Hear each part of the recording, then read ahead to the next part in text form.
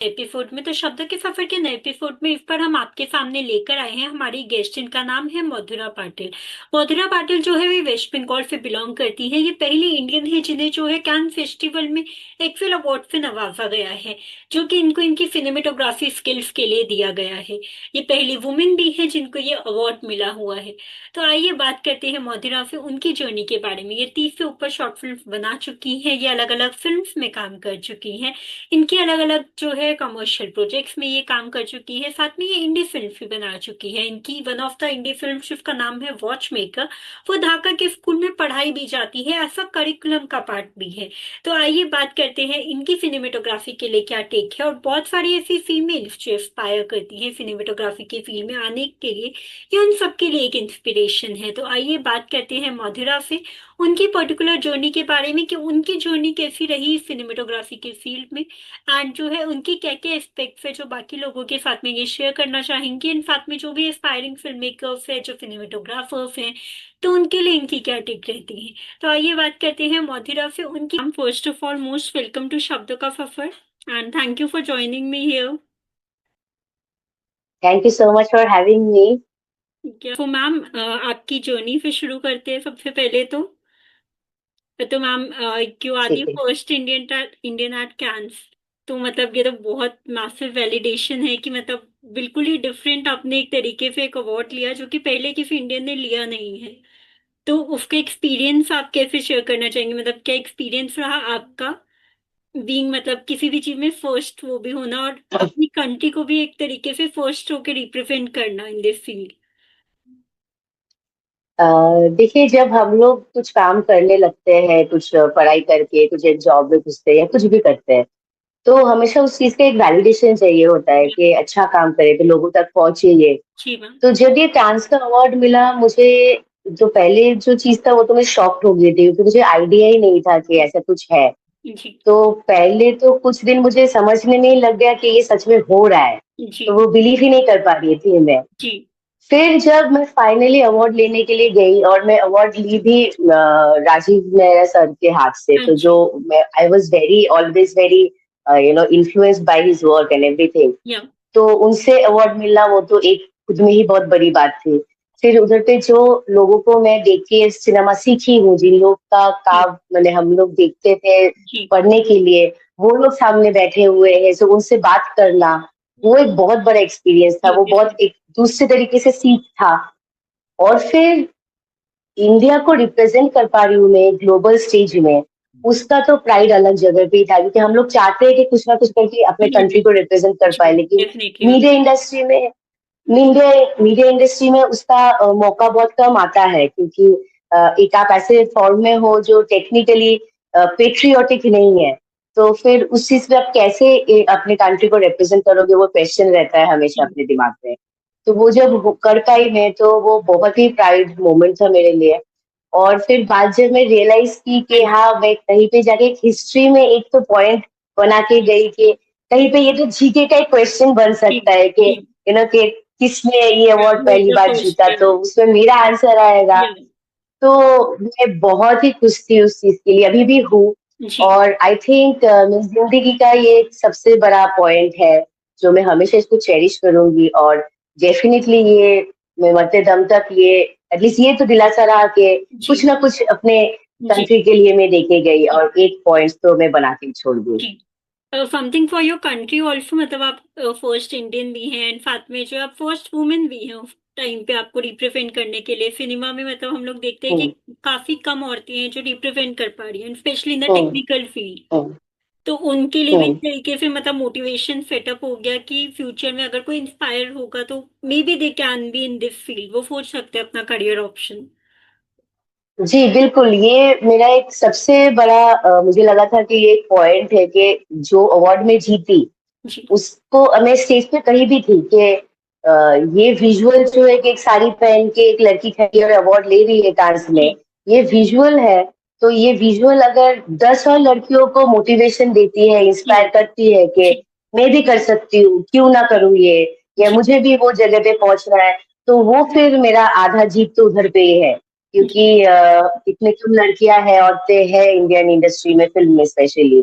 और ये एक पॉइंट है जो मैं चाहूंगी कि मेरा खुद का जीत तो अलग है, लेकिन इससे बाकी कुछ और लड़कियां भी अगर इंस्पायर्ड हो और उनको लगे कि मैं ये कर सकती हूँ, तो फिर ये बहुत कमाल का चीज होगा। और मैं ये बिलीव करती हूँ कि हम लोग जो करते हैं अभी, जितना अपना खुद का जीते हैं, जो कुछ भी है, वो तो खुद के लिए ठीक है, लेकिन वो एक कहीं ना कहीं जाके एक पॉइंट हो जाता है फ्यूचर जनरेशन का, एक रेफरेंस पॉइंट के लिए, जो इन्फ्लुएंस करना चाहिए, जो इंस्पायर करना चाहिए। जी। तो आई हैव ऑलवेज होप कि I have influenced at least one और टू गर्ल्स मे बी या समवेयर। तो एक दो लड़कियां भी आती है वो देख या के कि हाँ ये मैं कर सकती हूँ, तो ये सच में मेरे लिए बहुत बड़ी बात होगी। या definitely ma'am, and all the best for your award. And ma'am, क्या उस मतलब जब आपने अवार्ड जीता उसके बाद आपके लिए क्या अपॉर्चुनिटीज भी और ज्यादा खुली, मतलब इंडस्ट्री में आपके लिए अपॉर्चुनिटीज खुली, या एक इंटरनेशनल विन मतलब बहुत बड़ी बात होती है, तो उसके लिए मतलब आपके लिए कैसे अपॉर्चुनिटीज मतलब चेंज कैसे हुआ आपका ट्रैक?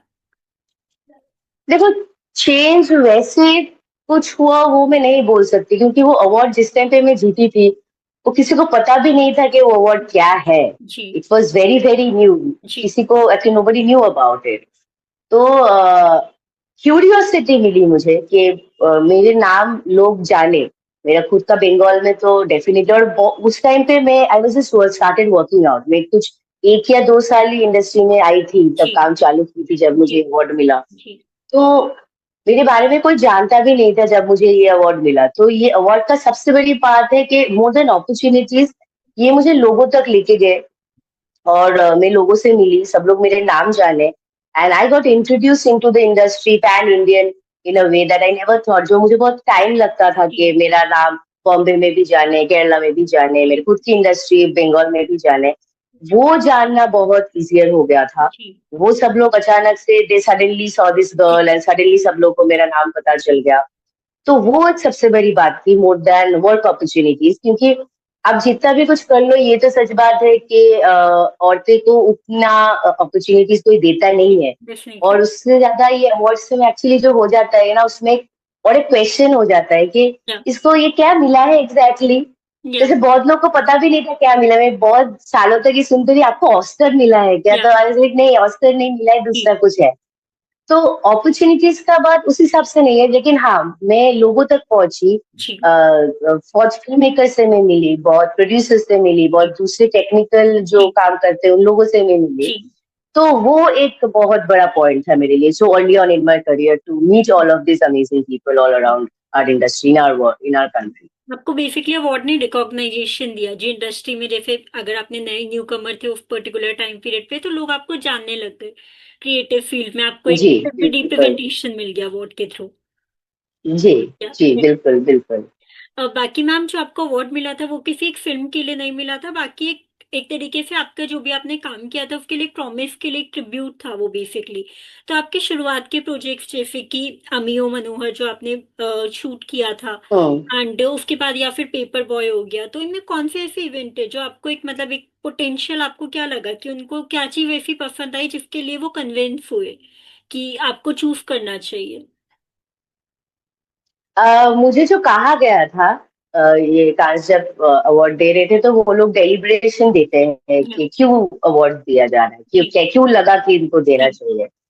तो उस टाइम पे ये लोग बोले थे कि they saw a very different freshness in my work. They saw a certain way of looking at cinema, which they found very interesting. या And they said that जितना भी मेरा काम हुआ था, they found a sense of poetry in my visuals. या So these were the reasons that Kant had cited to give me the या award. That they found a visual poetry, it was a very fresh looking. और मुझे एक interesting चीज बहुत उन्होंने कहा था कि आपके काम में एक बहुत बोल्डनेस है जो हम जी। लोग को नहीं दिखता है। It ji. was very bold visuals that you were showing us. It was very bold the way you uh, constructed your shots and constructed your visuals, which they had really liked. या तो ये perspective मुझे उन लोगों ने दिया था मेरे काम के बारे में, जो मुझे बहुत इंटरेस्टिंग जी। लगा था कि जी। ऐसा भी उन लोगों ने मेरा काम को रीड किया। जी। तो या that was very very interesting. जी। और बाकी मतलब जैसे फिल्म इंडस्ट्री में आपके अलग अलग जो है, आपको जो प्रोड्यूसर्स हो गए, डायरेक्टर्स हो गए, राइटर्स हो गए, आपके कलीग्स हो गए, उनके थ्रू कुछ ऐसा फीडबैक मिला जो आपको लगा कि may be it's something different, मतलब आपने भी शायद खुद से उस पॉइंट पे अपने आप को परसीव नहीं किया होगा या अपने काम को, जो उन्होंने देखा हम्म। जो आपको बहुत ही ज्यादा मतलब अच्छा लगा, तो ऐसा कोई मोमेंट भी था हम्म। आपके पास? मुझे जब ये अवार्ड मिली तो मेरे जो दोस्त वगैरह थे तो उन्होंने जो कहा कि हम लोग को हमेशा लगता था कि तुझे कुछ ना कुछ ऐसा मिलेगा, लेकिन इतना जल्दी मिलेगा पता नहीं था, ये हम लोगों ने जी। एक्सपेक्ट नहीं किए थे। जी।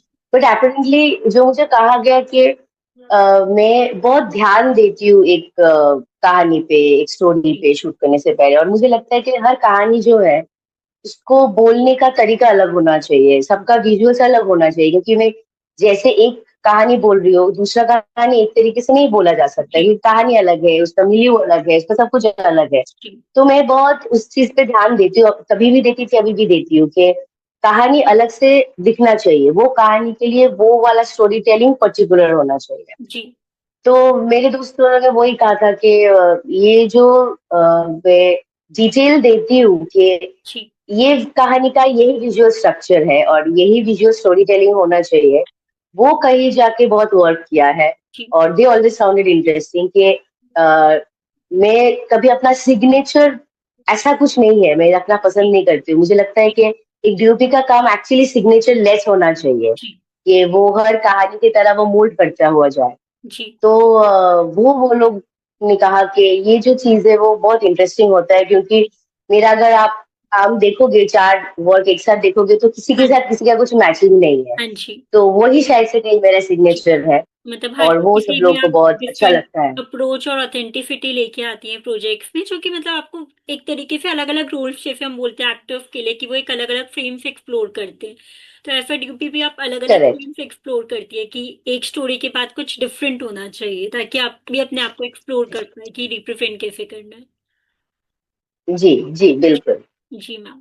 बाकी मैम, आप सत्यजीत राय फिल्म एंड टेलीविजन इंस्टीट्यूट से आपने अपनी पढ़ाई की है, उसकी एलुमनी भी रह चुकी है, तो उसमें मतलब ऐसा एफटीआई की जो क्लासिकल ट्रेनिंग होती है या वहाँ का जो आर्टिस्टिक एटमॉस्फेयर होता है, तो उसने आपको कैसे मतलब एक तरीके से जो है, जो विजुअल स्टाइल है आपका स्टोरीज को रिप्रेजेंट करने के लिए, जैसे आपने अभी बताया अभी, तो उसको कैसे शेप किया, मतलब आजकल जैसे कमर्शियल सिनेमा की डिमांड ज्यादा बढ़ रही है, तो उसके रिस्पेक्ट में कैसे शेप किया आपके मतलब विजुअल टेलिंग को, स्टोरी टेलिंग को?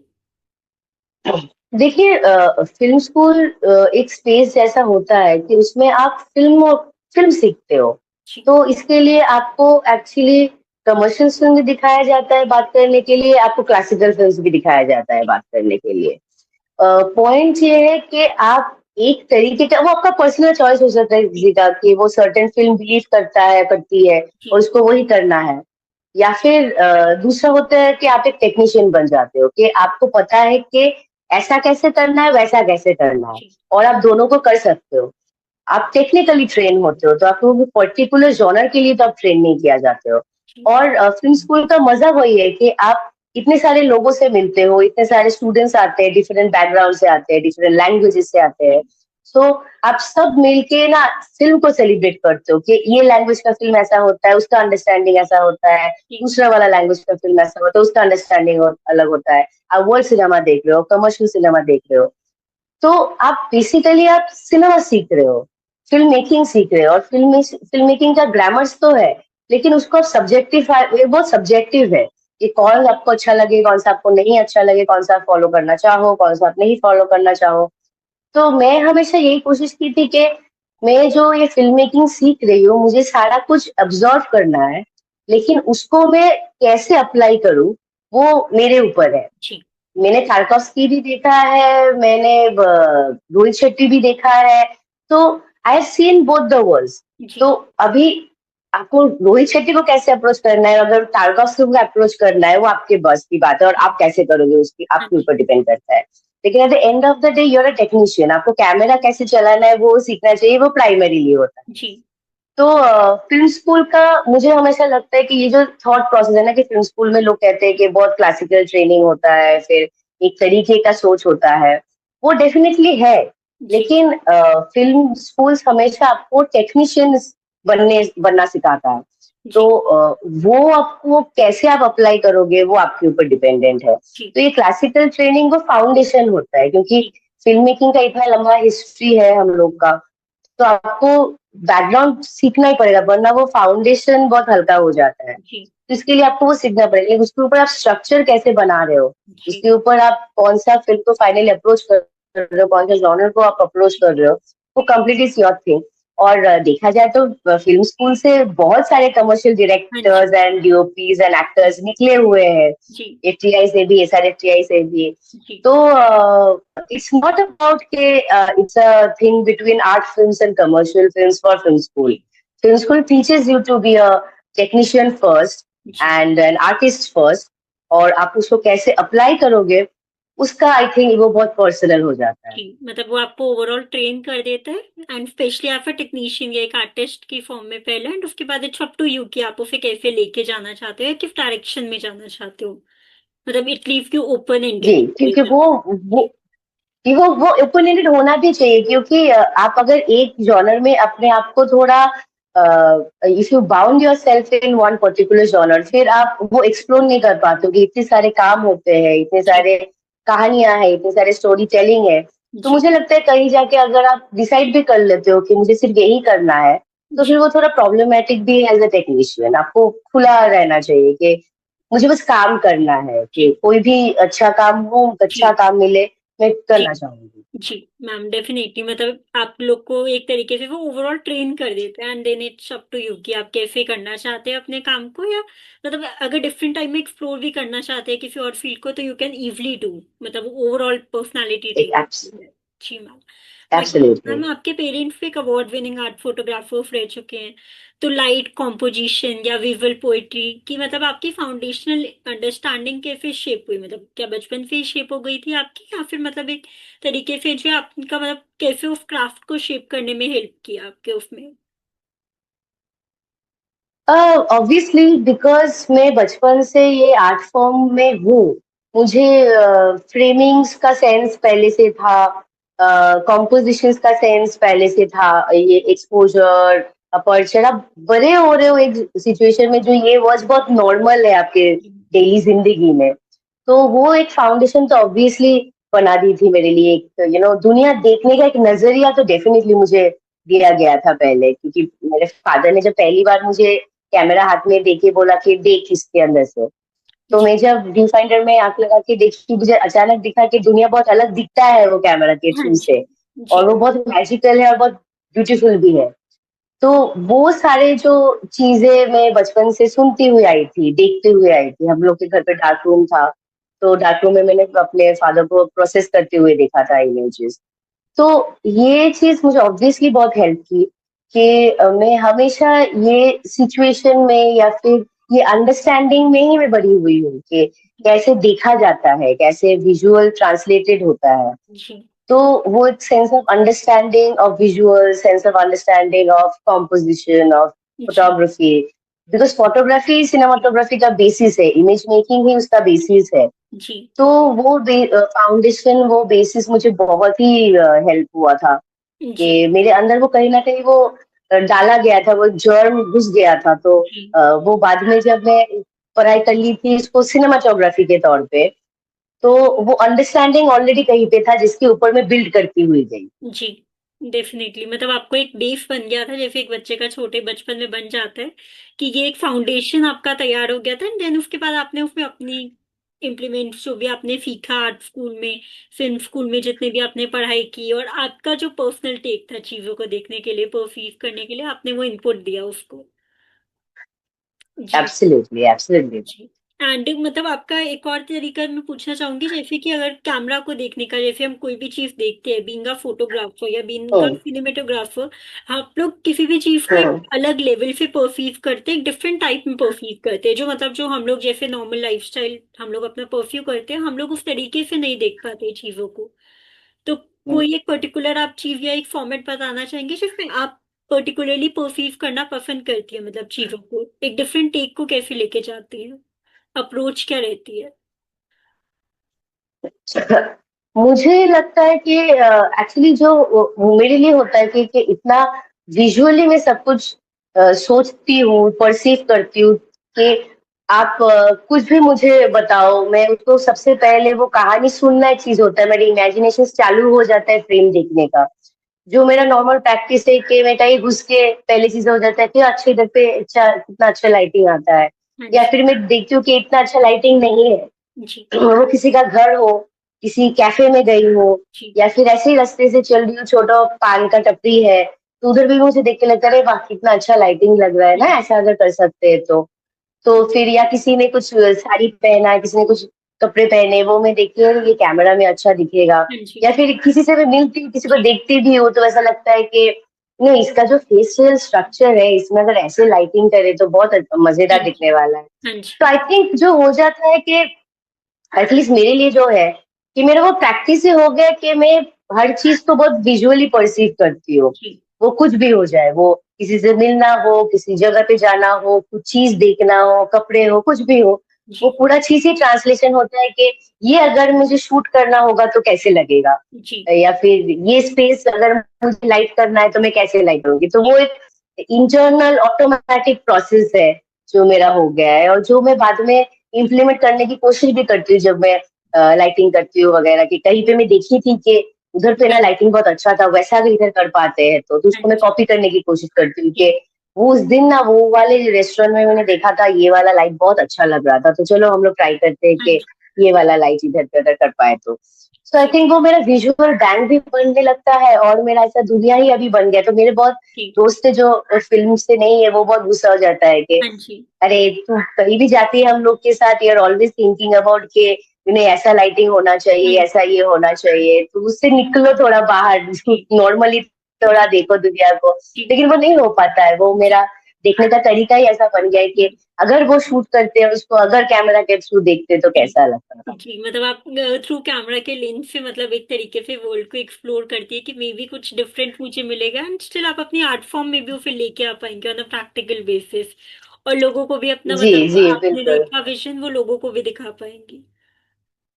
क्या बिकॉज हम लोग का प्रैक्टिस ही वो होता है ना कि हम लोग रियलिटी को ट्रांसलेट करते हैं, बिकॉज सिनेमा या सिनेमाटोग्राफी एक ऐसा चीज है कि आप चीजों को बनाते हो, ऑलमोस्ट भगवान जैसा एक चीज है कि आप एक अंधेरे रूम में घुसते हो और फिर उधर से एक लाइट, दूसरा लाइट, तीसरा लाइट डाल डाल के आप चीजें बना रहे हो। एक आप एक मूनलिट नाइट बना रहे हो, एक जी। स्टॉर्मी नाइट बना रहे हो, एक जी। हॉरर वाला सिचुएशन बना रहे हो, एक बहुत ब्राइट पार्टी वाला सिचुएशन बना रहे हो। तो आप एक अंधेरे रूम में घुस के एक एक लाइट डालते डालते डालते डालते आप एक दुनिया बनाते जाते हो। जी। तो और वो दुनिया का रेफरेंस आपको बाहर से ही लेके आना पड़ता है, जो आपने रियल में देखा है, जो आपने रियल में एक्सपीरियंस किया है। तो आई थिंक वो प्रोसेस मेरे लिए बहुत इंपॉर्टेंट हो जाता है कि मैं देखती हूँ बहुत ज्यादा, मैं लाइट्स को फील करने की कोशिश करती हूँ कि जो मैं बाद में ट्रांसलेट कर पाऊँ आर्टिस्टिकली इन माई फिल्म्स। जी। डेफिनेटली मैम, मतलब आपका विजन मतलब काफी अच्छा लगा कि आप रियल लाइफ इश्यूज की मतलब चीजों को देख देख के एक्सप्लोर करके एंड उसके बाद अपनी क्राफ्ट में उन्हें लेके आती हैं, एंड उसके बाद शेप करती है जो फिल्म्स में जो भी ऑथेंटिसिटी आपको प्रेजेंट करनी होती है। And I think that is also the authentic approach की जब आप रियल लाइफ से लेके आते हैं तो वो ऑथेंटिसिटी लोग भी देख पाते हैं क्योंकि वो सराउंडिंग्स उन्होंने भी देखी है। दैट इज अ वेरी जी ग्रेट। बिल्कुल। बाकी मैम आपकी एक एक्सपेरिमेंटल फीचर फिल्म है वॉचमेकर, जो कि अब ढाका यूनिवर्सिटी के फिल्म करिकुलम का भी पार्ट है।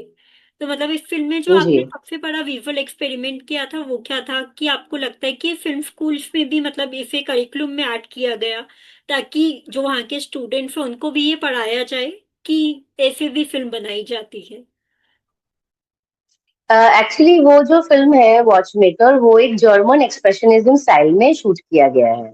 अभी जर्मन एक्सप्रेशनिस्टिक स्टाइल बहुत एक डिस्टिंक्टिव स्टाइल है, उसमें हार्ड शैडोज होते हैं, बहुत स्टार्क लाइटिंग होता है, जैसे नॉर्मल विजुअल्स होता है वैसा कुछ नहीं है उसमें। सारा फ्रेम ही जो होता है उसमें बहुत सारे शैडोज, शार्प्स, वो पूरा चीज प्ले करके एक विजुअल बनाया जाता है, जो एक बहुत बहुत बहुत इंटरेस्टिंग चीज होता है। बहुत कम काम भी होते हैं ये स्टाइल को लेके, बिकॉज वो इतना ही डिफरेंट एक विजुअल लुक एंड फील है जो आप सारे कहानियों में नहीं दे सकते हो। स्पेसिफिकली ऐसा कहानी ही होना चाहिए जहाँ पे वो कर सकते हो, बिकॉज एक्सप्रेशनिस्टिक स्टाइल वो स्टोरीज भी बहुत एक्सप्रेशनिस्टिक या फिर थोड़ा सा सरियल होना चाहिए, तो ही फिर वो जॉनर वर्क करता है। तो जब हम लोगों ने ये बनाए थे और मैं ये स्टाइल बहुत डिस्टिंक्टिवली अप्रोच की थी, वो मेरा बहुत पर्सनल एक पसंदीदा जॉनर भी है, जो मुझे बिल्कुल करने का मौका नहीं मिलता है। तो हाँ मैं इस अपॉर्चुनिटी जो मिला, मैं बहुत उसको की।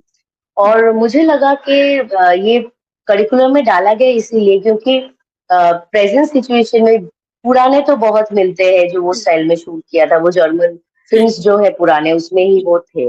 लेकिन मॉडर्न टाइम्स में वो स्टाइल्स ज्यादा है नहीं। हाँ तो जी एक कंटेम्प्रेरी टाइम स्टैम्प में वो एक फिल्म जो बना, वो भी एक पॉइंट था कि मॉडर्न डेज में अगर हम लोग इसको ट्रांसलेट कर रहे हैं तो फिर ऐसे बनाया जाता हाँ है। जी एंड प्लस बिकॉज इतना it's a huge film, is like almost 1.5 घंटे का फिल्म है। हाँ जी तो एक 1.5 घंटे का फिल्म में कंटिन्यूअसली वो स्टाइल को फॉलो करके कैसे किया जा हाँ सकता है, तो वो भी उसका एक प्राइम एग्जाम्पल है। तो जी मुझे लगता है इसी के लिए उन लोग को लगा कि ये कैरिकुलम में डालना चाहिए और फिर स्टूडेंट्स को पढ़ाया जा सकता है, जी क्योंकि ये बहुत ही डिफरेंट जॉनर है और एक बहुत ही एक डिफरेंट स्पेस है। स्पेशली प्रेजेंट डे में ये काम बहुत रेयरली होता है, तो जी वो प्रेजेंट में ये करना वाज अ थिंग।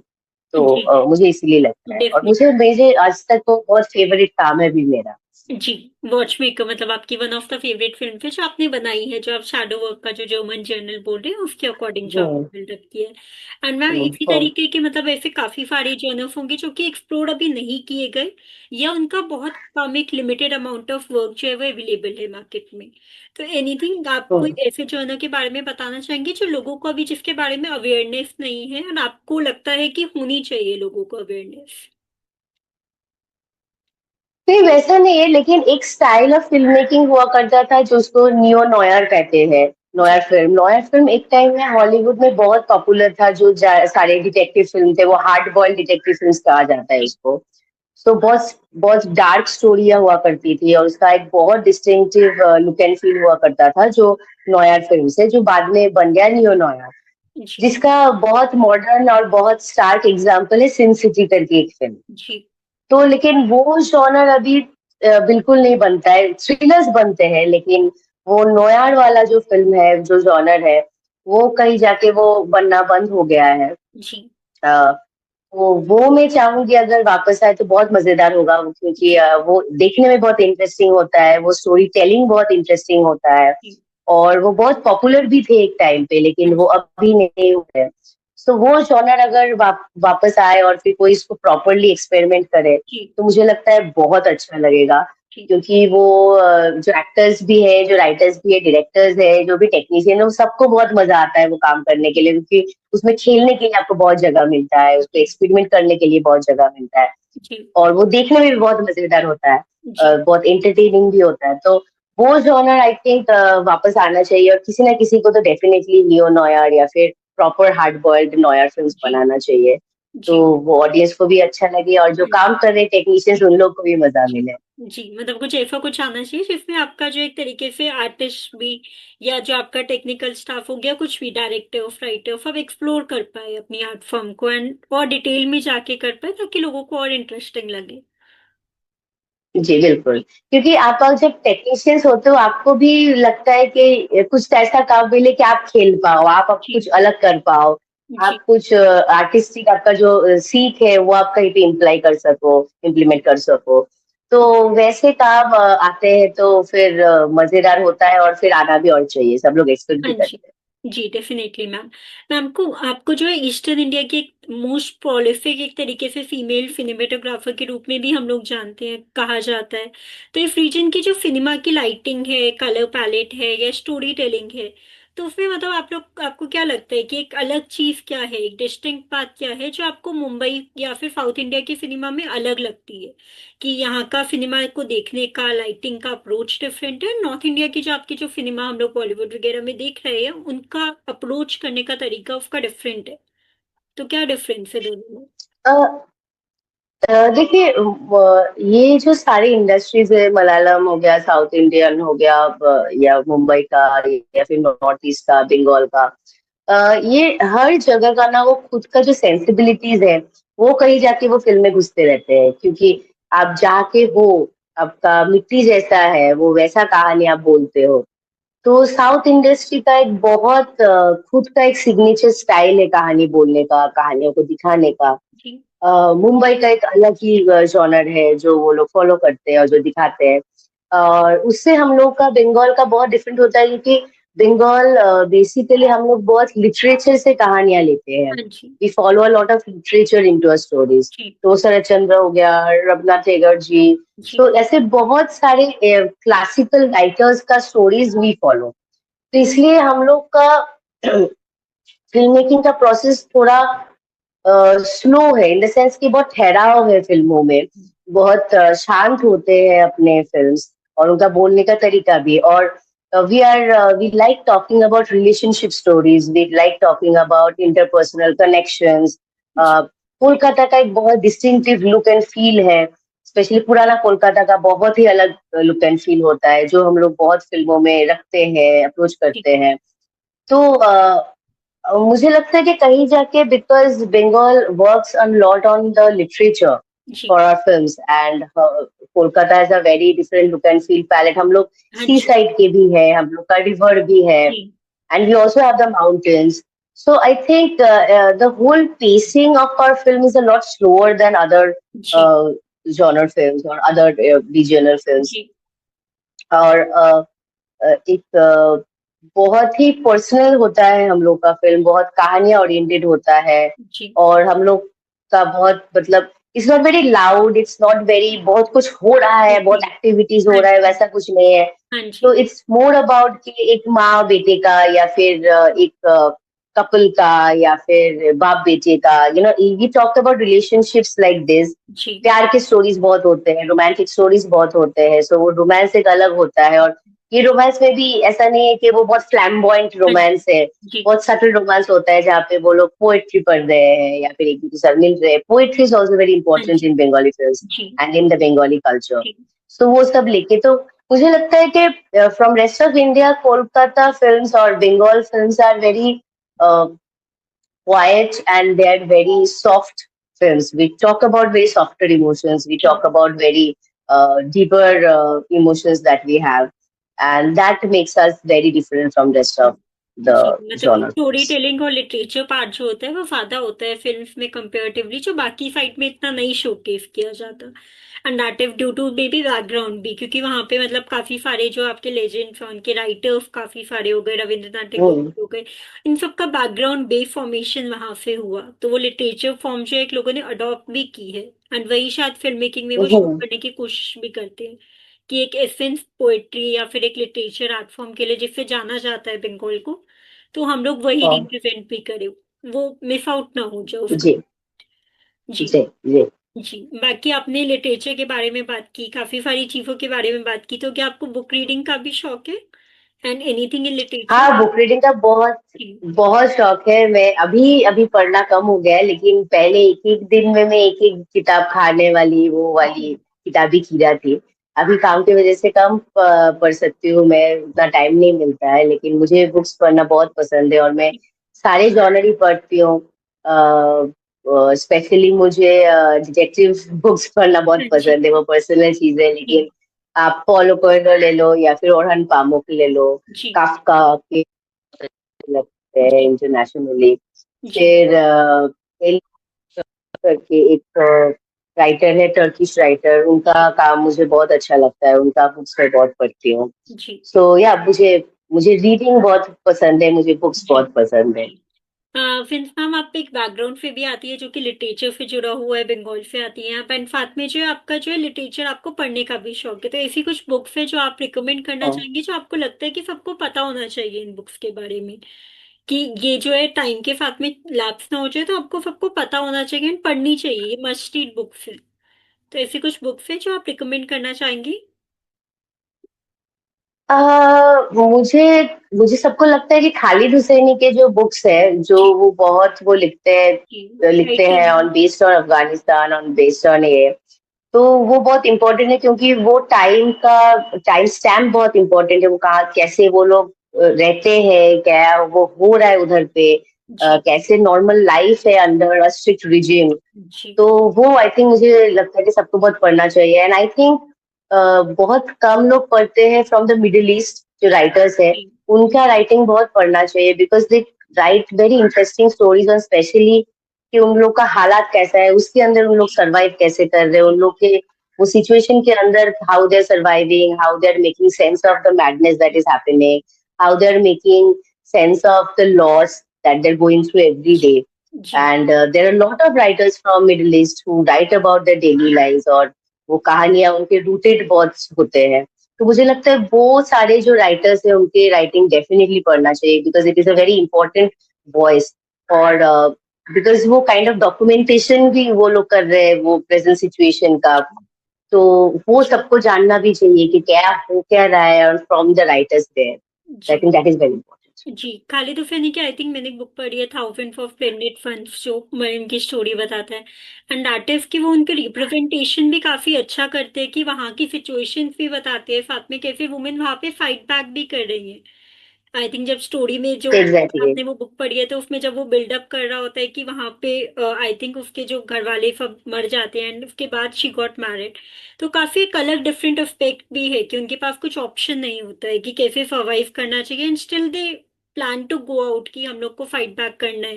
वो भाग नहीं पाते बट वो हम्म. कोशिश करते हैं. तो वो एक डिफरेंट अप्रोच है वहाँ की लोगों की, वहाँ की वुमेन की सिचुएशन बताने के लिए. वो डिफरेंट टाइप में आपको जी रिप्रेजेंट कर. बिल्कुल. जी जी, मुझे इसलिए लगता है कि वैसे राइटर्स को और भी पढ़ना चाहिए. जब मैं काइट रनर भी पढ़ी थी, एक्चुअली खालिद हुसैनी मेरे बहुत फेवरेट राइटर है. जी लेकिन उनका बुक का जो इम्पैक्ट है, इसलिए मैं कभी दूसरी बार वो बुक नहीं पढ़ पाई हूँ, हाँ क्योंकि जी वो ऐसा एक जगह पे आपको लेके जाते हैं, वो जो सिचुएशन है वो ऐसा हो जाता है. तो जी मैं कभी वो बुक सेकेंड टाइम नहीं कर भी पढ़ पाती हूँ कि जी अरे बाप रे, ये फिर से नहीं हो सकता है.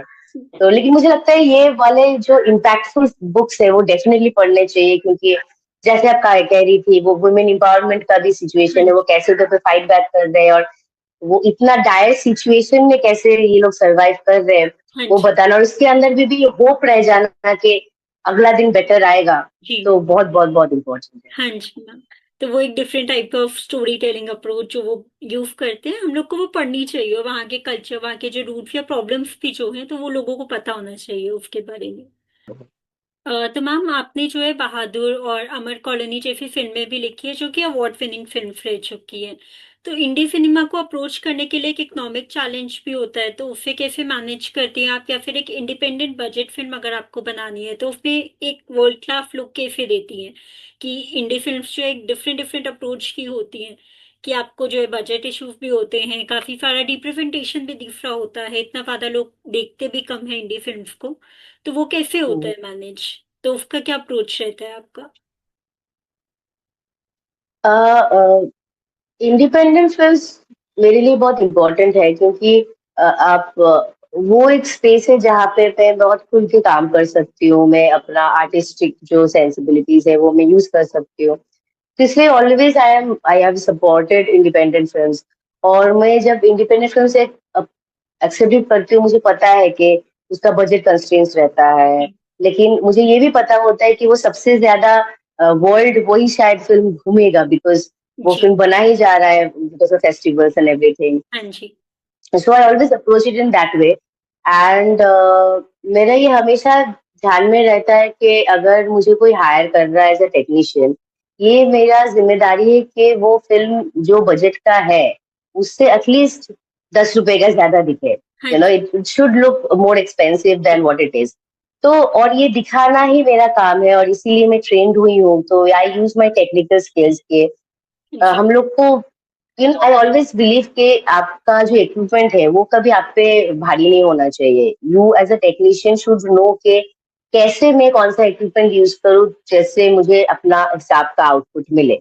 हाँ तो जी इट्स नॉट लाइक कि आपको हमेशा एक्सपेंसिव कैमराज ही लेने पड़ेंगे to have a certain look and feel. जी आप जो डीएसएलआर वगैरह है आप उससे भी काम कर सकते हो, बस जी आपको पता होना चाहिए कि उसको कैसे यूज करना हाँ चाहिए. जी So I always do that. I find the best option for that film जो टेक्निकली साउंड हो, लेकिन बजट में भी आए.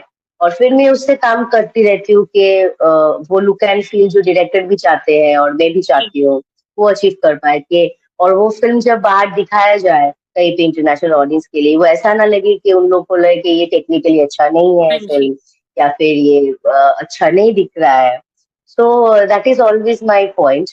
And I've always supported independent films, and I always would like to do it ji. because independent films needs that support, needs that technical support to make ji. things work. और ये independent filmmakers जो है वो बहुत time अपना सब पैसा लगा देते हैं ये फिल्म बनाने के लिए because if they're passionately doing this. और ये इंडिपेंडेंट फिल्म बनाई जाता है बिना कोई एक्सपेक्टेशन के पैसे वापस आएंगे. हाँ तो जी। कुछ जो पैशनेटली ये फिल्म मेकिंग जो होता है उसको आई थिंक हम लोग को कंप्लीट सपोर्ट देना चाहिए. कुछ जी। चीजें होता है जो आप पैसे से तोल नहीं सकते हो, कुछ जी। चीजें होते हैं जो के लिए आप सोच नहीं सकते और सोचना भी नहीं चाहिए जी। क्योंकि you are just talking about pure cinema. जी। और अगर वो लोग टेक्नीशियंस उसको सपोर्ट नहीं करेंगे I think it doesn't matter. मुझे शायद इंडिपेंडेंट फिल्म से I earn a little less but that is not the space for me to earn. मैं अपने कमर्शियल काम में आई अर्न इट. जी। So it is a balance you know कि जी। मैं कमर्शियल काम करती हूँ ताकि मैं इंडिपेंडेंट इंडिपेंडेंट। काम कर पाऊँ जी। जो मेरे actually what is my favourite चीज है करना. जी। तो और ये इंडिपेंडेंट फिल्म मैं बहुत ही सीरियसली लेती हूँ, वेरी सीरियसली एज माय जी। Commercial projects as well. जी। तो उसके लिए बेस्ट पॉसिबल क्या हो सकता है equipment wise, other lighting wise and everything जो प्रोडक्शन पे भारी भी ना पड़े लेकिन हम लोग अपना बेस्ट ऑप्टिमम आउटपुट दे सके जो इंटरनेशनली वो वर्क हो. तो वो मैं हमेशा ट्राई करती हूँ करने. जी। मतलब वो एक इंडिपेंडेंट फिल्म एक आर्टिस्ट को एक्सप्लोर करने की, अपनी आर्ट फॉर्म्स एक्सप्लोर करने का मौका देती है, एंड साथ में जो अपनी स्टोरी टेलिंग का भी मौका देती है एक डिफरेंट वे में अप्रोच करने के लिए. एंड लोगों को वही चीज को रिस्पेक्ट करके ज्यादा से ज्यादा इंडी फिल्म देखनी चाहिए एंड सपोर्ट भी करना चाहिए उन्हें. जी बिल्कुल बिल्कुल करना चाहिए. जी, डेफिनेटली मैम. मैम बाकी जो यंग सिनेमाटोग्राफर्स है, जो हाई एंड कैमरास, जैसे कि आजकल हम सुन रहे टेक्नोलॉजी जैसे टाइम टाइम अपडेट भी हो रही है, तो काफी ज्यादा कैमरास में भी अपग्रेडेशन आ रहा है. तो मतलब हाई एंड कैमरास ही जरूरी है उनके लिए यूज करना, या फिर कैमरा के बारे में मतलब क्या ऑनेस्ट होता है जो आप बताना चाहेंगी कि क्या ये कैमरा मतलब बॉडी है, लेंस क्वालिटी है, या ग्रेट इमेज के लिए आपको जो है मतलब 90% लाइटिंग की नॉलेज होनी चाहिए, या डीओपी के विजन से मतलब क्या टेक रहना चाहिए जो नए सिनेमेटोग्राफर्स जो इस फील्ड में एक्सप्लोर करना चाहते हो. मैं हमेशा कहती हूँ जो यंग सिनेमाटोग्राफर्स है जो आना चाहते हैं कि मुझे लगता है कि आप अपना काम सीखो, टेक्निकल चीज को आप सीखो क्योंकि आप एक पर्टिकुलर कैमरा कभी सीख नहीं सकते क्योंकि टेक्नोलॉजी एवरीडे चेंज होते रहते हैं. जी. New cameras come every other month. जी. उन लोग का चीजें चेंज होते रहते हैं, उन लोग का टेक्नोलॉजी बदलता रहता है, सिस्टम बदलता रहता है. जी. तो कैमरा सीखना is not the main point. सारे कैमरास का फाउंडेशन सेम होता है, सारा सिनेमाटोग्राफी का फाउंडेशन सेम होता है. जी. तो जो भी सिनेमाटोग्राफी करना चाहते हैं उनको ये समझना चाहिए कि it's a technical job and it's an artistic job. आप क्राफ्ट्समैन हो. जी. जैसे आप मूर्ति बनाना एक क्राफ्ट्समैनशिप है जिसमें आपको जी. आर्टिस्ट्री भी रहना चाहिए, आपको जी. टूल्स भी यूज करना आना चाहिए, सेम चीज है. जी. तो you are basically a craftsman जो आप टेक्निकल और आर्टिस्ट्री का मेल बंधन बना के आप आपका काम कर रहे हो. हाँ तो जी. इसीलिए मुझे अच्छा कैमरा मिलेगा तभी मैं अच्छा शूट कर पाऊंगा या फिर मुझे अच्छे इक्विपमेंट मिलेंगे, प्रॉपर लाइटिंग मिलेगा तभी मैं कर पाऊंगा. तो वो फिर प्रॉब्लमैटिक है क्योंकि अगर आप टेक्नीशियन हो आपको आपका काम जानना चाहिए कि जी. मैं कैसे काम कर सकता हूँ. तो मेरे पास इक्विपमेंट क्या है क्या नहीं है वो कभी आपको इम्पोर्टेंस होना ही नहीं चाहिए हाँ क्योंकि जी. सबसे बड़ी बात तो कि आप एक ह्यूमन माइंड हो, आप एक खुद एक जी. आर्टिस्ट हो. जी. आपको पता चलना चाहिए कि मैं अपना सामान कैसे यूज करूँ, जी. मैं कैसे कौन सा कैमरा यूज करूँ, कौन सा क्या करूँ. तो आपका फाउंडेशन बहुत स्ट्रांग होना चाहिए ये चीज का. जी. It's a it's a very technical job and you have to know the technicality. और इसमें कुछ शॉर्टकट्स नहीं है क्योंकि जी. अगर आप शॉर्टकट्स मारते हो तो फिर आप एक फिल्म शायद से कर लोगे अच्छा, एक शॉर्ट फिल्म अच्छे से कर लोगे, दूसरा कर लोगे. लेकिन जब भी आपके पास चैलेंजेस आने लगेंगे फिर आपको नहीं समझ में आएगा कि मैं क्या करूँ क्योंकि आप वो ट्रेंड ही नहीं किए हो खुद को. जी. So you really need to learn it. और जैसे आप अगर डॉक्टर बनने के लिए जितना सीरियसली पढ़ते हैं या इंजीनियर बनने के लिए जितना सीरियसली पढ़ते हैं आपको सिनेमाटोग्राफी पढ़ने के लिए करने के लिए भी उतना ही सीरियसली वो चीज को लेके पढ़ना जी. चाहिए क्योंकि ये एक वोकेशनल कोर्स है और एक वोकेशनल चीज है जो हर दिन बदलता रहता है, हर दिन बदलता रहता है. तो आपको फाउंडेशन सीख के ये पूरा चेंज के साथ आपको खुद को अपडेटेड भी रहना पड़ता है कि अच्छा अभी वो टेक्नोलॉजी गया, ये वाला आया है, तो जी। अभी ये मुझे सीखना है। जैसे अभी एआई आ गया है हाँ और जी। एआई को आप डिनाई नहीं कर सकते, आपको पता जी। है कि वो रहने वाला है and you have to use it. तो वो डरने की जगह आप उसको सीखो, उसको जी। समझो कि फिर वो आपको नहीं चलाए, आप उसको चलाओ। The ji. आइडिया इज कि अगर जिस दिन कोई भी डीओपी, कोई भी टेक्नीशियन आपका इक्विपमेंट के ऊपर डिपेंडेंट हो गया, फिर आप कुछ नहीं कर पाओगे। जी। आपको हमेशा टेक्नोलॉजी से 2 कदम आगे रहना है और वो तभी होगा जब आपको आपका क्राफ्ट पता है, फाउंडेशंस प्रॉपर पता है जी। कि जो भी कैमरा आएगा, जो भी कुछ जी। होगा, उसका तो बेसिक सेम है ना। आपको जी। एबीसीडी अगर नहीं पता है तो आप कोई भी लैंग्वेज बता नहीं पाओगे। जी। आपको कैसे बात करना है उसके लिए आप एबीसीडी सीखते हो और कखा सीखते हाँ हो। जी। तो वो आप फाउंडेशन नहीं सीखोगे तो वो कुछ बता नहीं पाओगे, आप हाँ कुछ नहीं जी। पाओगे। एंड ये स्टडीज बहुत सीरियसली होना चाहिए। जी। मेरे पास जस्ट बिकॉज मेरे पास एक डीएसएलआर कैमरा है, उसको लेके मैं रास्ते में शूट करने निकल जाता हूँ, तुझे मुझे सब पता है, that is not the point. जी। वो कैमरा चलता कैसे है, वो हाँ कैमरा जी। वर्क क्यों कर रहा है, तुम क्यों ये फोटो ले रहे हो तो वो अच्छे से हो रहा है, तुम हाँ वैसा जी। वाला ले रहे हो तो क्यों अच्छे से नहीं हो रहा है, ये जानना बहुत जरूरी है। जी। तो जो भी सिनेमाटोग्राफी करना चाहता है, करना चाहती है, पर they want to study about it, they have to study it and they have to study it in all seriousness. और ऐसा नहीं कि मैं सिर्फ फिल्म स्कूल जाके ही वो कर सकता हूँ, कर सकती हूँ, it's not about that. Film school is not important but you have to study it. अभी इंटरनेट पे बहुत सारे किताबें, वो जो हम लोग को पहले खरीदना पड़ता हाँ था, जी। वो सारे पीडीएफ फॉर्मेट्स में आ जी। गए हैं, तो you can study, get this books downloaded. जी। सारे लोग तो कुछ ना कुछ टॉरेंट वगैरह से फिल्म डाउनलोड करते ही रहते हो, जी। तो आप वो बुक्स भी ढूंढो, वो बुक्स जी। डाउनलोड करो, पढ़ो उसको। देर बहुत सारे ट्यूटोरियल वीडियोस है अभी यूट्यूब पे, बहुत सारे सीनियर डीओपीज है जिन लोग का मास्टर क्लास अभी यूट्यूब पे अवेलेबल है, हाँ मीडिया जी। में अवेलेबल है, तो आप वो देखो, उसको देखो और सीखो। सीखना बहुत इम्पोर्टेंट है। जी। ऐसे ही मैं आ गया, ऐसा बुला ऐसा, तो ऐसा नहीं हो पाएगा, वो सब ज्यादा दिन सर्वाइव नहीं कर पाओगे जी। इंडस्ट्री में, तो आपको सीखना बहुत इम्पोर्टेंट जी, मतलब आपको टेक्निकल फाउंडेशन जो है अपना कोर्स स्ट्रॉन्ग करने की जरूरत है। मे बी आप किसी भी रिसोर्स से जाओ, आप किसी फिल्म स्कूल में जाके पढ़ाई करो, या अगर नहीं अफोर्ड कर सकते फिल्म स्कूल तो आप ऑनलाइन जितने भी रिसोर्सेस हैं उनको अफोर्ड करके उनके थ्रू सीखो। बट वो टेक्निकल एस्पेक्ट सीख के इंडस्ट्री डेफिनेटली। में घुसना चाहिए, उसके बिना मतलब डायरेक्टली नहीं घुसना चाहिए क्योंकि सर्वाइव नहीं कर पाएंगे फिर।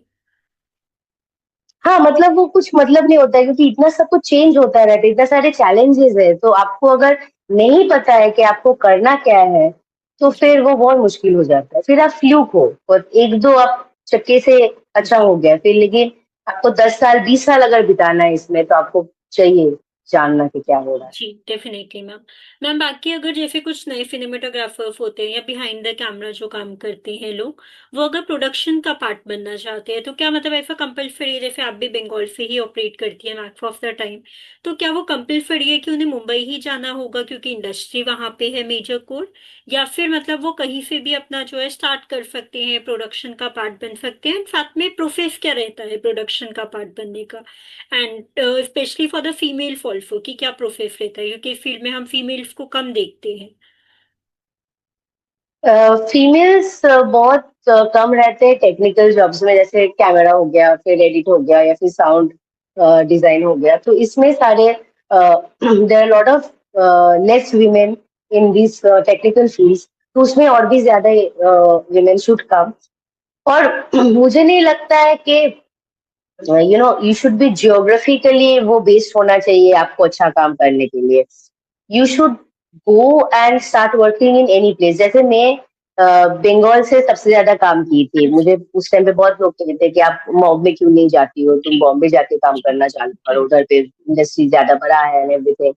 बट मुझे हमेशा लगा था कि जो मेरा भाषा है, जो मेरा रूट्स है, उधर पे ही मैं अगर नहीं काम कर पाती हूँ तो फिर मैं बाहर जाके क्या फायदा। और अगर मैं अच्छा काम करती हूँ तो फिर ये दुनिया बहुत छोटा है, वो दुनिया खुलने लगता है, तो आपको काम फिर दूसरे जगह पे लेके जाते हैं, दूसरे लैंग्वेजेस में लेके जाते हैं। सो इट्स नॉट स्पेसिफिकली कि आपको बॉम्बे ही जाना पड़ेगा और बॉम्बे इंडस्ट्री ही ज्वाइन करना पड़ेगा तो गेट योर सेल्फ डन, ऐसा कुछ नहीं है। आप कहीं से भी हो सकते हो, केरला से हो सकते हो, तमिलनाडु से हो सकते हो, कोलकाता से हो सकते हो, कश्मीर से हो सकते हो, कहीं से भी हो सकते हो, जी। और आप कहीं भी काम कर सकते हो। एज जी। लॉन्ग एज आप काम सीखते हुए जा रहे हो, काम कर रहे हो, इट इज इम्पोर्टेंट। जो मैं बार बार बोलती हूँ कि आप कहीं भी जाओ, कुछ भी करो, लेकिन वो काम सीखना बहुत जरूरी है। तो दो तरीके का हो सकता है कि आप घर बैठ के पढ़ाई करके रेडी होके फील्ड पे जाओ, फिल्म स्कूल ज्वाइन करके फिल्मों में जाओ, या फिर आप तैयार होके जाओ कि मैं जाके काम में घुस जाऊंगा और मैं काम करते हुए सीखते हुए जाऊंगा। हाँ जी। तो वो भी एक अप्रोच है। जी। लेकिन मेरा पॉइंट ये है कि अगर मुझे दिमाग में पहले ही घुसा ली कि मैं तो ये छोटे से ये वाले जगह से हूँ, इधर पे मेरा इंडस्ट्री नहीं है तो मुझे उधर पे जाके करना हाँ होगा, जी। ऐसा कुछ नहीं है। जी। ऐसा कहीं भी कुछ नहीं है। जी। बॉम्बे एक इंडस्ट्री है डेफिनेटली, वो एक अलग इंडस्ट्री है, लेकिन वो ओनली इंडस्ट्री तो नहीं है। जी। इंडिया में बहुत सारे फिल्म्स बनते हैं, सारे लैंग्वेजेस में एक्चुअली फिल्म बनते हैं। वो भोजपुरी में बनते हैं, पंजाबी फिल्म्स भी बनते हैं, बंगाल फिल्म्स भी बनते हैं, नॉर्थ ईस्टर्न फिल्म्स भी बनते हैं उन लोग के लैंग्वेजेस में। तो फिल्म्स हर जगह पे बन रही है। आप कहीं पे भी जाओ, उसको अप्रोच करो, उधर पे काम करो और काम सीखना चालू करो।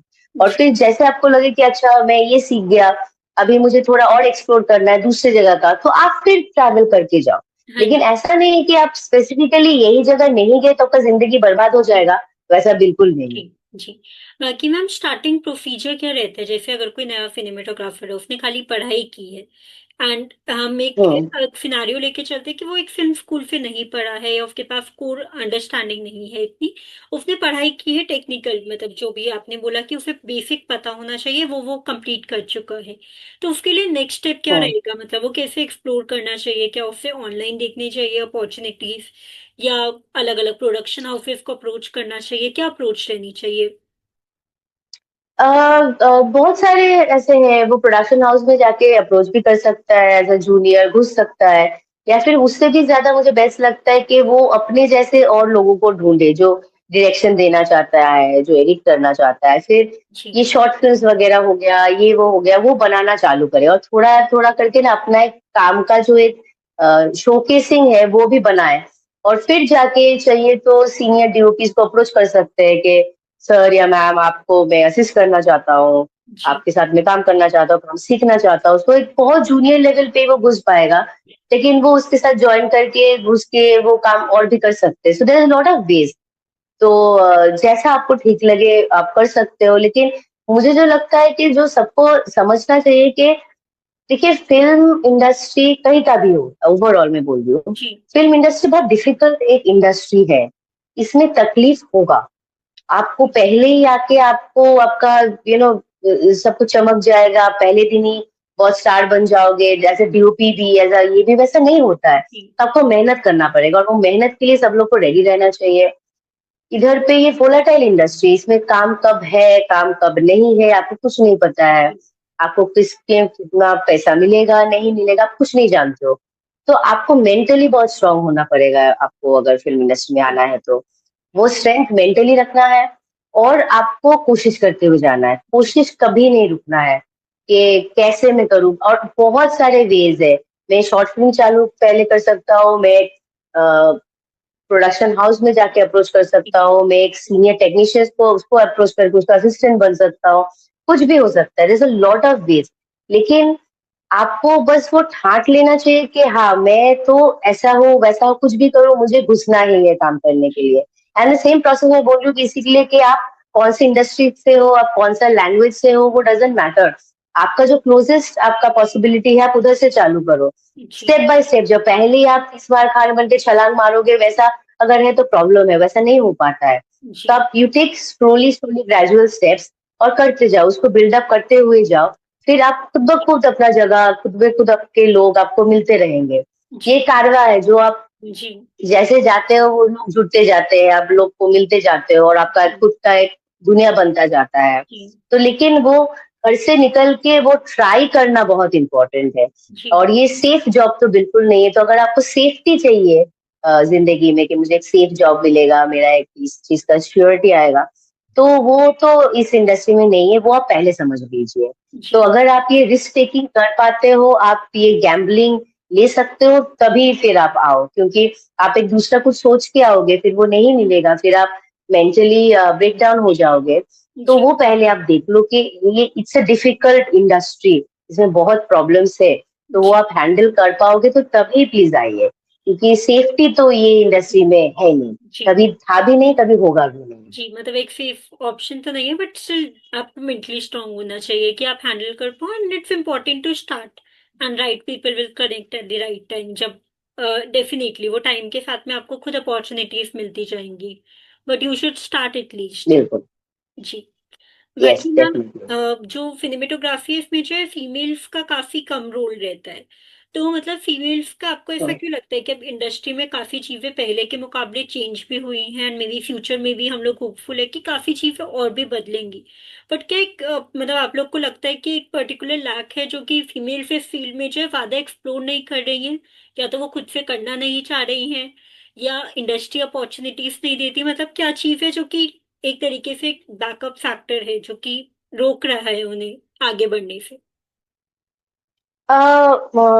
देखिए अभी तो कुल मिला के अभी women in films are a lot more in India right now, जो 10 साल पहले थे उससे तो अभी बहुत ज्यादा है, जी लेकिन और भी ज्यादा होना चाहिए उसमें। और मुझे लगता है कहीं जाके ये बहुत लड़कियों का तो है ही, दे शुड ऑल्सो ट्राई, क्योंकि उन बहुत मैक्सिमम लड़कों को लगता है कि फिल्म मतलब इन लोग को एक्टर्स बनना है या फिर हीरोइंस बनना है, जी लेकिन उसके अलावा इतने सारे डिपार्टमेंट्स है फिल्म में काम करने के लिए, वो ये बहुत ही कम लड़कियां जानती भी है और उसको एक्सप्लोर भी करना जी चाहती है। जैसे साउंड में बहुत रेयर विमेन्स रहते हैं, तो वो एक जॉनर है और वो एक टेक्निकल फील्ड है जो डेफिनेटली साउंड में लड़कियों को मुझे लगता है कि अप्रोच करना चाहिए। डायरेक्शन में भी बहुत कम लड़कियां हैं, कैमरा में भी, वॉट एवर, जो बिहाइंड द सीन्स जो जितने सारे रोल्स है, कॉस्ट्यूम डिजाइनर्स भी आप पकड़ लो या फिर आर्ट डायरेक्टर्स भी पकड़ लो, बहुत कम है। जी तो मुझे लगता है कि एक तो अवेयरनेस कम है कि इतने सारे काम है जो फिल्म में हम लोग कर सकते हैं, जिसके जिस outside of acting and outside of becoming a heroine, वो उन लोग को नहीं पता है। एंड सेकेंड इज के ये पेरेंट्स का भी बहुत सपोर्ट मुझे लगता है कि इसमें होना चाहिए, बिकॉज मुझे पता है कि बहुत सारी लड़कियां चाहती भी है करने के लिए, लेकिन वो उन लोग को फैमिली से सपोर्ट नहीं मिलता है, जी क्योंकि उन लोग को लगता है कि ये बहुत खराब जगह है जहाँ पे बहुत गलत चीजें होती है, सिक्योरिटी नहीं है, सेफ्टी नहीं है, तो ये सब मिला के वो लोग अलाउ भी नहीं करते अपने लड़कियों को ये काम में जाने के लिए। तो मुझे लगता है कि पेरेंटल सपोर्ट बहुत इम्पोर्टेंट है। जितना सबको लगता है कि इधर पे स्पेस खराब है, उतना भी नहीं है जितना जी रिलेटेड होता है। तो ये सेफ जोन भी है, बहुत सारे फीमेल अभी कम्युनिटीज बन गए हैं सारी इंडस्ट्रीज में, तो जी जहाँ पे women safety is a bigger point and an important जी फैक्टर ऑफ वॉट एवर, जी सो दैट इज देयर। और लेकिन उससे भी ज्यादा parents should support the dreams of their daughters and let them at least try. आप तो कोशिश तो करने दो उन लोगों को, जी आप रोको मत पहले से कि ये खराब जगह है या फिर कर नहीं पाएगी, या पहले से क्वेश्चन मत करो उसको, जी जाने दो उसको, ट्राई करने दो। अगर वर्क नहीं करता है फिर आप बोल सकते हो उनको कि देखो काम नहीं हो रहा है तो फिर तुम दूसरा कुछ ट्राई नहीं क्यों जी करती। लेकिन मेरा पॉइंट ये है कि वो ट्राई करने से पहले ही उन लोग को रोका जाता है जी कि जाओ ही मत, तो फिर वो पहले से the girls are stopped and they're very scared to also do this. तो इसलिए मुझे लगता है कि लड़कियां कम है। तो जितना हम लोग बात करेंगे इसके ऊपर, मैं नहीं कर रही हूँ कि आप फीमेल टेक्नीशियंस को ग्लोरीफाई करो कि हाँ वो फीमेल है, ये काम कर रही है, कितनी बड़ी बात है, वैसा मत करो। आप वो उसको मैटर ऑफ फैक्ट बना दो कि वो लड़की है और वो ये काम कर रही है। जी जितना आप ये चीज को नॉर्मलाइज करोगे ना कि जैसे फीमेल डॉक्टर्स होते हैं और मेल डॉक्टर्स होते हैं, वो बहुत नॉर्मल है, उसके बारे में कोई अलग से बात नहीं करता है, जी वैसे ही फीमेल एडिटर होता है और फिर फीमेल मेल एडिटर होते हैं। तो जी it's not, it's going to be very simple thing. जितना आप चीज को वैसे नॉर्मलाइज करोगे कि हाँ ये इधर पे लड़कियां काम करती है, it's as simple as that, जी तो जैसे वो नॉर्मलाइज होता रहेगा, मुझे लगता है कि इंटरेस्ट और एक्सपेक्टेशन ऑफ गर्ल्स और बढ़ती रहेगी, और उन लोगों को पता भी चलेगा कि ये करियर ऑप्शन है जो वो लोग एक्सप्लोर कर सकते हैं और जिनको वो सीरियसली ले सकते हैं, बिकॉज वाई नॉट। तो जी और ऐसे करते करते एक टाइम पे अगर वैसा हुआ तो फिर लड़कियों का आना फिल्म इंडस्ट्री में बहुत नॉर्मलाइज हो जाएगा, उसमें फिर आप अलग से ये बात नहीं करोगे कि आप तो फीमेल डीओपी हो, ये क्वेश्चन ही आपका बंद हो जाएगा। जी और जी उससे उससे खूबसूरत चीज कुछ हो नहीं सकता कि आप जब नाम के सामने से मेल फीमेल हटा दो, फिर वो सिर्फ हो जाएगा कि वो एक अच्छी डीओपी है या फिर वो एक गंदी डीओपी है। It's as simple as that. उससे ज्यादा कुछ एक्चुअली इसके ऊपर बात नहीं होना चाहिए। लेकिन ये मैं हमेशा कहती हूँ कि पेरेंट्स को डेफिनेटली सपोर्ट करना चाहिए, और लड़कियों को भी थोड़ा सा रीड करना चाहिए, देखना चाहिए कि फिल्म में बहुत सारे काम है जो कैमरा के पीछे होते हैं, जो वो लोग डेफिनेटली कर सकते हैं। वो एज अ प्रोड्यूसिंग भी हो सकता है, कॉस्ट्यूम में हो सकता है, आर्ट में हो सकता है, whatever it is, but there are many many many jobs are there, so they can always do. Graphics में कर सकते हैं काम, so there is a lot of spaces to do it. जी, मतलब लड़के, पहली चीज तो अवेयरनेस कम है लड़कियों में कि फिल्म इंडस्ट्री में जो एक्टर बनने के अलावा या एक्ट्रेस बनने के अलावा भी और भी फील्ड्स है जिसमें वो जा सकती है। एंड सेकेंडली पेरेंट्स का सपोर्ट जो है वो कम रहता है क्योंकि इंडस्ट्री को लेके काफी सारे मिथ्स है लोगों के दिमाग में। तो तो मतलब ऐसा कोई मिथ है जो आप ब्रेक डाउन करना चाहेंगे जो लोगों के दिमाग में है इंडस्ट्री को लेके, बट वो एक्चुअल में सच नहीं है, वो खाली एक मिथ ही है जो लोगों ने बना रखा है बहुत टाइम से। जैसे तो सबसे बड़ी मिथ तो ये है कि ये बहुत खराब जगह है, इधर पे girls are always subjected to violence and everything. I want to say कि वैसे स्पोरेडिकली कुछ इंस्टेंसेस है, बट वो रैम्पेंट नहीं है जैसे सोचा जाता है। जैसे फिल्म मेकिंग में लड़कियों का घुसना बहुत गंदी तरीके से देखा जाता है। वो फिल्म लाइन कहते हैं वो चीज को, वो इंडस्ट्री नहीं कहते हैं। वो फिल्म लाइन में वो गई है, ऐसा कहा जाता है। सो that is a bad way of saying it also. और आप पहले से जी। उसको एक मार्क करके रखते हो कि वो एक ये इंडस्ट्री में घुस रही है, मतलब वो गंदी काम करने के लिए जा रही है। जी। तो वो मुझे लगता है सबसे बड़ी मिथ है। There have been instances, but it is not the common thing. इधर पे लड़कियां, बहुत सारी लड़कियां काम करती है, बहुत सेफली काम करते हैं। हम लोग देर देर रात तक काम करते हैं, 1:30, 2 बजे, 2:30 बजे, 3 बजे। हम लोग रैंडम जगह पे जाते हैं, अजीबोगरीब जगह पे जाते हैं, अजीबोगरीब काम करते हैं, लेकिन सेफ्टी का लैक मुझे आज तक फील नहीं हुआ है। आई जी। Felt very safe with my colleagues and my team always, and I know for a fact that a lot of women also have faced that. It is like they are very safe in their genre. तो जितना dangerous कहा जाता है industry को, उतना तो वो है नहीं। इट्स अ जी। Very safe space, and there are also other women to help you out also। अगर कभी आपको कुछ बाई चांस गलती से भी लगे कि ये ठीक नहीं हो रहा है या मैं अनकंफर्टेबल हूँ वगैरह, आप दूसरे किसी से भी अप्रोच करके वो बात कर सकते हो। There are forums and there are groups to help you out in that way जी। also।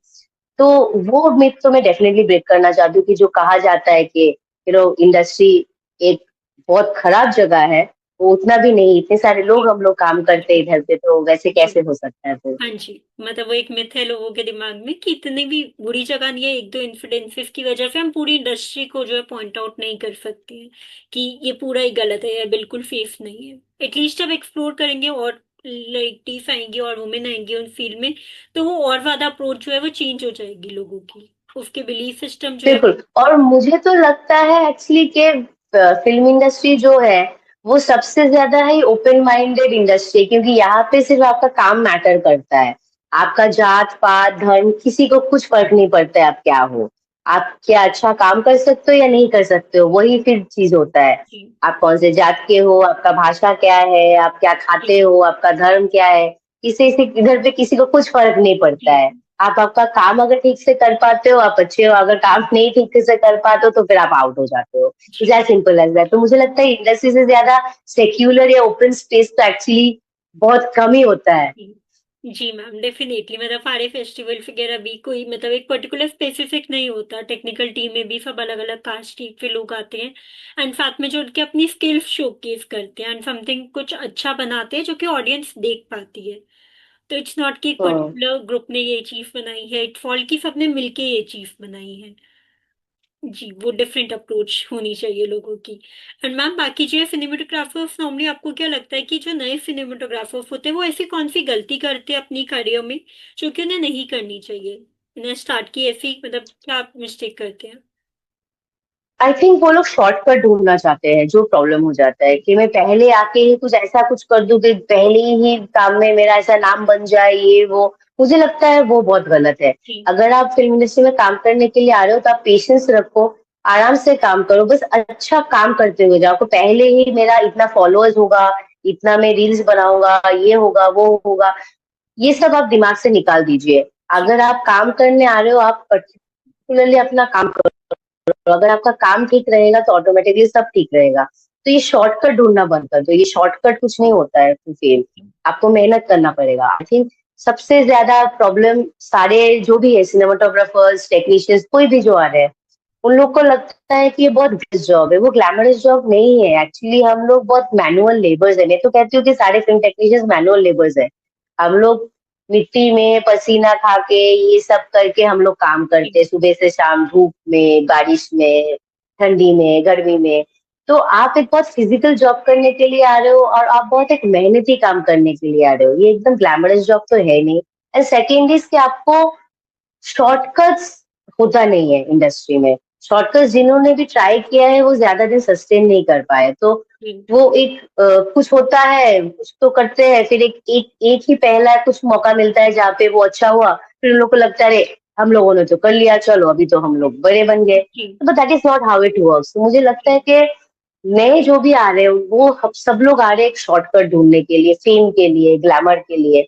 ये वो जगह तो है नहीं। आपको अगर फिल्म से प्यार है, सिनेमा से प्यार है, तो ही फिर आप काम करने के लिए आओ, वरना मत आओ। ये वो वाला जगह नहीं है, इसमें कुछ मतलब नहीं डेफिनेटली। बनता। जी मतलब आपका स्किल फिट पे आपको काम करना है पहली चीज, और दूसरा आपको जो है काम करने के लिए आना है, वो माइंड फिट लेके आना है कि आपको हार्डवर्क करना पड़ेगा।